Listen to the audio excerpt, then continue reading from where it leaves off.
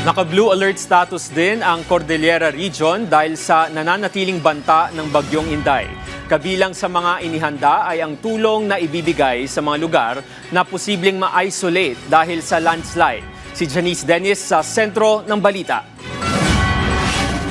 Patuloy ang monitoring ng Cordillera Regional Disaster Risk Reduction and Management Council sa posibleng epekto ng Bagyong Inday sa rehiyon, kasabay ng kanilang blue alert status. Nakahanda na at nagmomonitor na rin ang mga lokal na pamahalaan sa kanilang nasasakupan.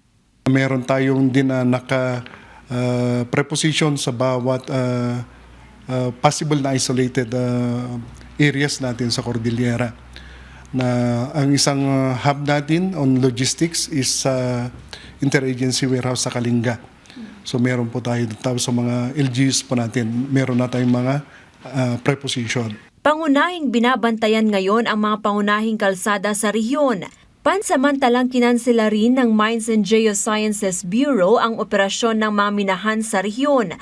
Nakahanda na rin ang Department of Social Welfare and Development Cordillera sa posibleng epekto ng bagyo. Yung food and non-food items natin ay mine-maintain natin na nasa kapasidad yung ating mga warehouses. In fact, sa ngayon, meron tayong 87,414 na family food packs available and distributed sa lahat ng areas ng Cordillera. Nakahanda na rin maging ang mga evacuation center sakaling lumala ang epekto nito.